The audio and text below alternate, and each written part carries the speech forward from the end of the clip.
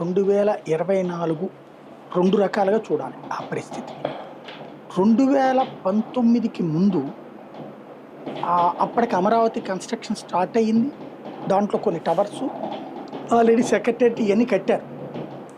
ఆ కట్టిన సందర్భంలో అక్కడ ఉన్నటువంటి పబ్లిక్లో తీవ్రమైన అసంతృప్తి. ఓన్లీ ఆ 29 గ్రామాలలో మాత్రం తెలుగుదేశం వచ్చింది.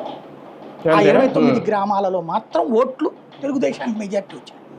కానీ total assembly seat YSR Congress party గెలుచుకుంది. ఎందుకని? ఈ 29 గ్రామాలు లబ్ధి పొందుతున్న తీరు పక్కనున్న గ్రామాలకి నచ్చలా. పక్కనున్న గ్రామాల యొక్క ఆస్తులు తీసుకోవడం నచ్చలా. ఈవెన్ 29 గ్రామాలు 100కి 100 ఓట్లు ఇటే పడాలి కదా, పడలా. అక్కడ కూడా వైసీపీకి ఓట్లు పడ్డాయి కదా. ఎందుకని? ఈ వివాదాలు, భూముల వివాదాలు ఇట్లాంటి అది పరిష్కరించే ఒక మెకానిజం ఏర్పాటు చేయడంలో ఫెయిల్ అయింది ప్రభుత్వం. అధికారులకి పెడుతుంది, ఆ అధికారులకి అధికారాలు ఇవ్వదు, ప్లస్ అప్లికేషన్స్ ఎక్కువ ఉన్నాయి. ఆ కసిని వాళ్ళు జగన్కి ఓటేయడం ద్వారా తీర్చుకున్నారు. జగన్ దాన్ని ఆ ఆస్పెక్ట్ లో గ్రహించి చేసి ఉంటే అద్భుతంగా ఉండేది.